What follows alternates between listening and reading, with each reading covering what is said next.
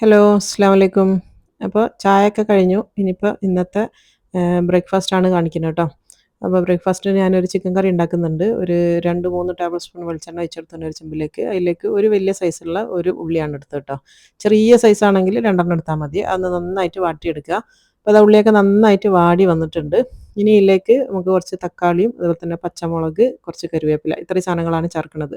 ഒരു വലിയ സൈസുള്ള തക്കാളിയാണ് എടുത്തത് കേട്ടോ. അത് 3ഉം കൂടെ ഞാൻ ഇതിലേക്ക് ഇട്ട് കൊടുത്തിട്ടുണ്ട്. ഇനി ആ ഒരു തക്കാളിയൊക്കെ ഒന്ന് ഉടയണ വരെ നന്നായിട്ടൊന്ന് വാട്ടിയെടുക്കുക.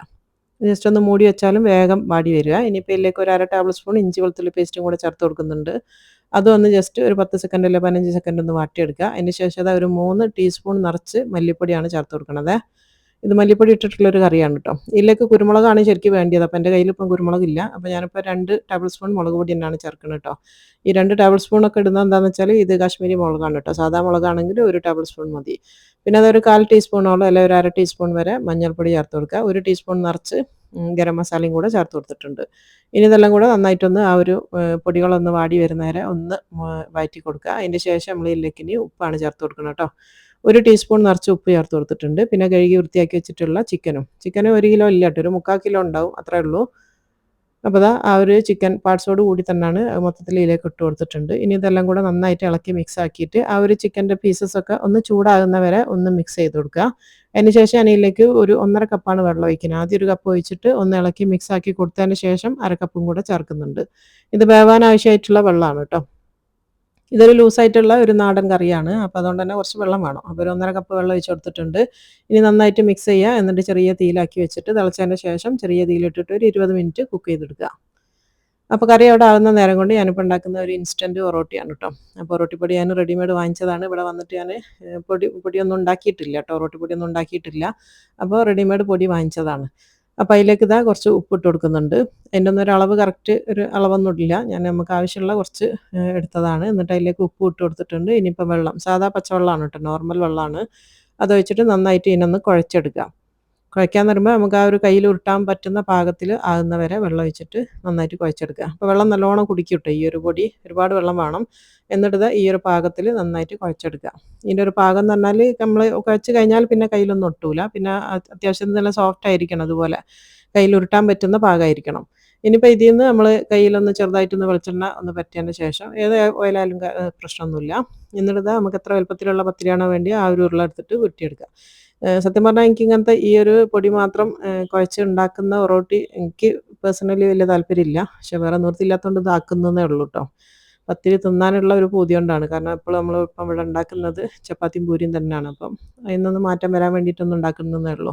ശരിക്കും എനിക്ക് അരി അരച്ച് ഉണ്ടാക്കുന്ന പത്തിരി തന്നെയാണ് ഏറ്റവും ഇഷ്ടം. ഇങ്ങനെ ഈ പൊടി ഇതാക്കിയിട്ട് ചുടുന്ന പത്തിരി എനിക്ക് വലിയ താല്പര്യമില്ല. അത് രണ്ടും കഴിക്കുന്നവർക്ക് അതിൻ്റെ ആ ടേസ്റ്റ് വ്യത്യാസം അറിയുള്ളൂ കേട്ടോ. സ്ഥിരമായിട്ട് ഇത് കഴിക്കുന്ന ആൾക്കാർ ഇഷ്ടം പോലെ ഉണ്ട്. അവർക്ക് പ്രശ്നമൊന്നും ഉണ്ടാവില്ല. പക്ഷെ അരച്ച് തിന്നുന്ന ആൾക്കാർക്ക് പെട്ടെന്ന് ഇതിൻ്റെ വ്യത്യാസം മനസ്സിലാവും.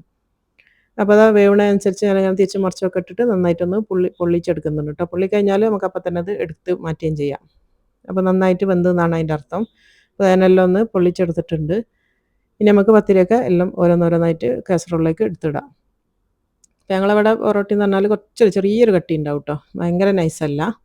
ഇനിയിപ്പോൾ നമ്മളെ ബ്രേക്ക്ഫാസ്റ്റ് ഇവിടെ റെഡി ആയിട്ടുണ്ട്. കറിയും പത്തിരിയും രണ്ടും ഇവിടെ റെഡി ആക്കിയാണ് കേട്ടോ. ഇനി നമ്മൾ ബ്രേക്ക്ഫാസ്റ്റ് കഴിക്കാൻ വേണ്ടി പോവുകയാണ്.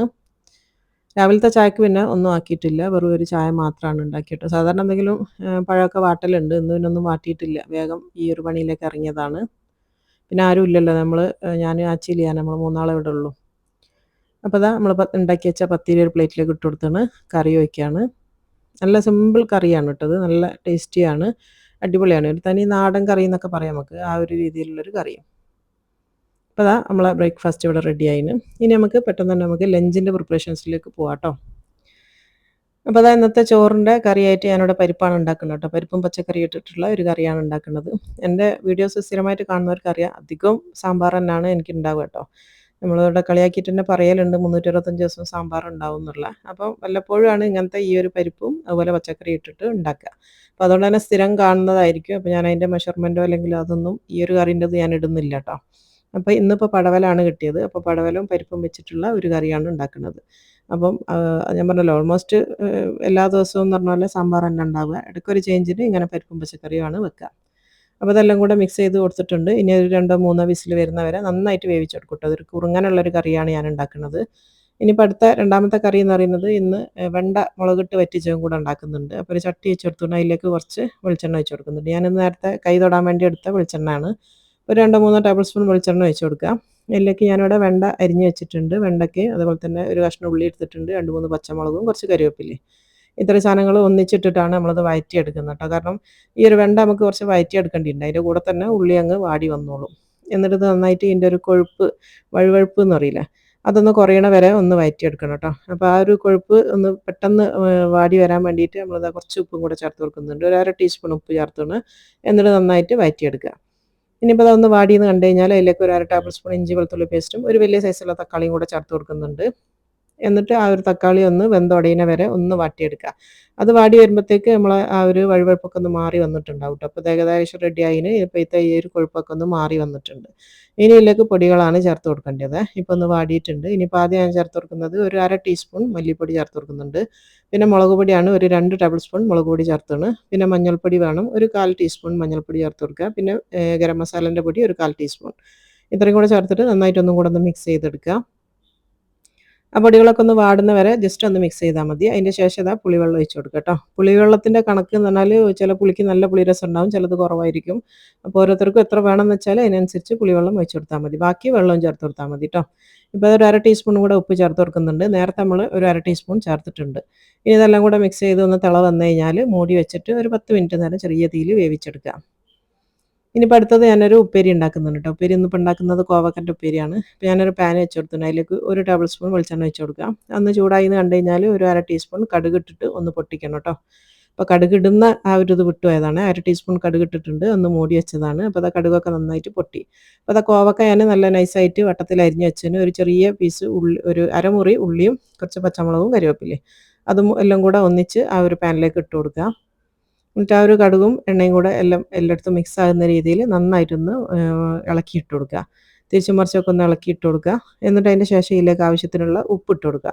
ഒരു 1/2 ടീസ്പൂണോളം ഉപ്പ് ചേർത്ത് കൊടുക്കുന്നുണ്ട്. അതുപോലെ തന്നെ ഒരു നുള്ള് മഞ്ഞൾപ്പൊടിയും കൂടെ വേണം കേട്ടോ. ഒരു 1/4 ടീസ്പൂൺ മഞ്ഞൾപ്പൊടിയും കൂടെ ചേർത്ത് കൊടുക്കുക. എന്നിട്ട് അടച്ച് വെച്ചിട്ട് ചെറിയ തീയിലാണ് ഇത് നമ്മൾ വേവിച്ചെടുക്കുക. അപ്പോൾ ഒരു 5-6 മിനിറ്റ് കഴിഞ്ഞാൽ ഒന്ന് തുറന്നിട്ട് ഒന്ന് ഇളക്കിയിട്ട് കൊടുക്കുക. എന്നിട്ട് അടിഭാഗം മേലെ വരുന്ന രീതിയിൽ ഒന്ന് തിരിച്ചും മറിച്ചൊക്കെ ഇട്ടിട്ട് ഇങ്ങനെ ഇടയ്ക്കിടയ്ക്കൊന്ന് മൂടി വെച്ചിട്ട് ഒന്ന് വേവിച്ചെടുക്കുക. ഒരു 10 മിനിറ്റിൻ്റെ ഉള്ളിൽ തന്നെ അത് വെന്ത് കിട്ടും കേട്ടോ. അപ്പോൾ അത് അടച്ച് വെച്ചിട്ടുണ്ട്. ഇനിയിപ്പോൾ അടുത്തതെന്ന് പറയുന്നത് നമ്മളെ പരിപ്പും ആ ഒരു പടവലവും നന്നായിട്ട് വെന്തിട്ടുണ്ട്. ഈ ഒരു രീതിയിൽ ഒരു കുറുങ്ങനുള്ള കറിയാണ് ഉണ്ടാക്കുന്നത് കേട്ടോ. അപ്പോൾ അത് നന്നായിട്ട് വെന്തതിന് ശേഷം അതിലേക്ക് ഉപ്പിട്ട് കൊടുക്കുകയാണ്. ഉപ്പിട്ടിട്ട് ഒന്ന് മിക്സ് ചെയ്ത് കൊടുക്കുക. ഇനിയിപ്പോൾ ഇതിലേക്ക് തേങ്ങ അരച്ചൊഴിക്കണം. അപ്പോൾ ഞാനിവിടെ തേങ്ങ അല്ല എടുത്തത്, തേങ്ങാപ്പൊടിയാണ് കേട്ടോ, പാൽപ്പൊടി. അപ്പോൾ അത് മാഗിൻ്റെ കോക്കനട്ട് മിൽക്ക് പൗഡറാണ്. അതൊന്ന് മിക്സ് ചെയ്തിട്ട് ഒഴിച്ച് കൊടുത്തിട്ടുണ്ട്. ഇനിയിപ്പോൾ എല്ലാം കൂടെ നന്നായിട്ടൊന്ന് മിക്സ് ചെയ്തതിന് ശേഷം ഒന്ന് തിളപ്പിച്ചെടുക്കണം. അപ്പോൾ ഫ്രഷ് തേങ്ങ അരച്ചൊഴിച്ചാൽ മതി കേട്ടോ. അപ്പോൾ ഇവിടെ ഇപ്പം തേങ്ങ ചിരണ്ടാനും ഇതിനൊന്നുള്ളതില്ലാത്തതുകൊണ്ട് ഞാനിങ്ങനെ എളുപ്പപ്പണി എടുക്കുന്നതേ ഉള്ളൂ. അപ്പോൾ തേങ്ങാപ്പാലായതുകൊണ്ട് ജസ്റ്റ് ഒന്ന് തിള വന്നാൽ മതി കേട്ടോ. അപ്പോൾ ഇപ്പം ലൂസായത് നോക്കണ്ട, ചൂടാറുന്നതിനനുസരിച്ച് നല്ല കട്ടിയായിട്ട് വന്നോളൂ. അപ്പോൾ ഇതാ നമ്മളെ കറി ഇവിടെ തിളച്ച് ഞാൻ ഇറക്കി വെച്ചിട്ടുണ്ട്. ഇനി അതിലേക്കും ഒരു വറവിടണം. ഒരു ടേബിൾ സ്പൂൺ വെളിച്ചെണ്ണ ഒഴിച്ച് കൊടുത്തിട്ടുണ്ട്. അതിലേക്ക് കുറച്ച് കടുക് ഇട്ട് കൊടുക്കുക. കടുകിൻ്റെ കൂടെ നിങ്ങൾക്ക് കറിവേപ്പിലയും ഉണക്കമുളകും എല്ലാം ചേർക്കട്ടെ. ഞാനിപ്പോൾ കടുക് മാത്രമേ ഇടുന്നുള്ളൂ. എന്നിട്ട് അത് പൊട്ടിയെന്ന് കണ്ടു കഴിഞ്ഞാൽ നമുക്ക് ആ ഒരു കറിയിലേക്ക് ഒഴിച്ച് കൊടുത്താൽ മതി.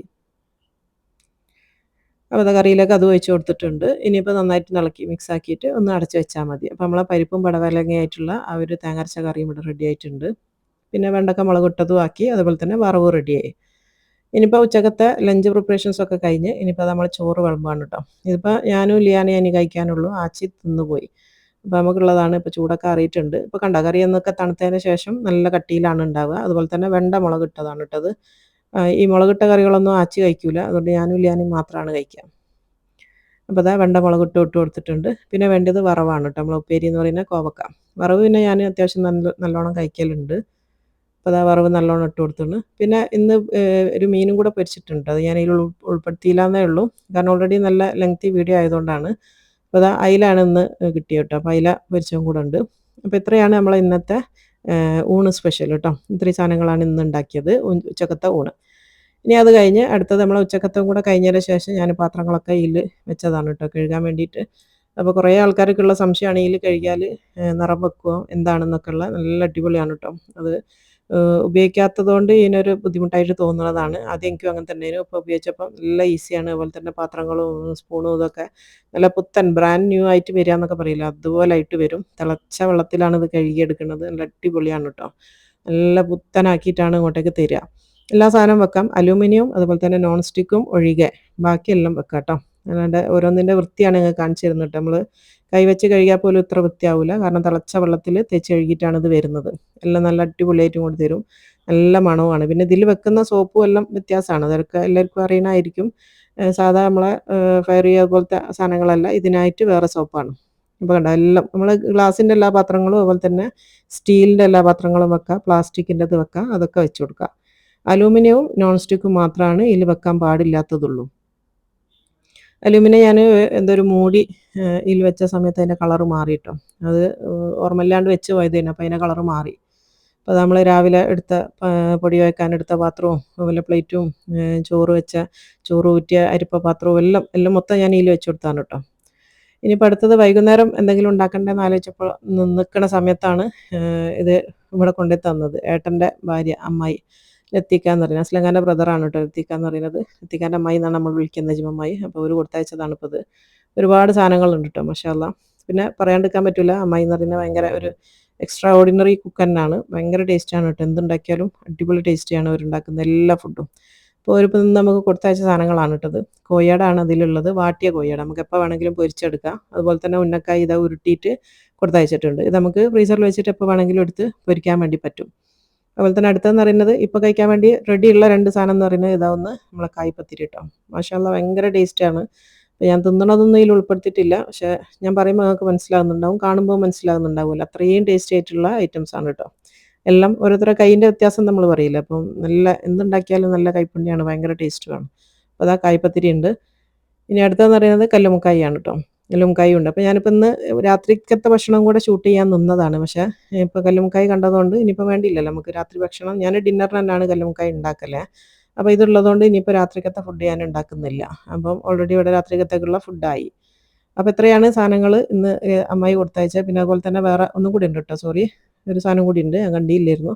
അപ്പോൾ ഇതാ ഇത് കട്ട്ലേറ്റ് കേട്ടോ. കട്ട്ലേറ്റും അമ്മായി ഇതേപോലെ തന്നെ റെഡിയാക്കി കൊടുത്തയച്ചതാണ്. ഇത് നമുക്ക് ഫ്രീസറിൽ വെച്ചിട്ട് എപ്പോൾ വേണമെങ്കിലും എടുത്ത് പൊരിക്കാൻ പറ്റുന്നതാണ് കേട്ടോ. കട്ട്ലേറ്റും അടിപൊളിയാണ്. അപ്പം പറയാണ്ടിരിക്കാൻ പറ്റില്ല, മാഷാ അല്ലാ, അടിപൊളി ടേസ്റ്റ്.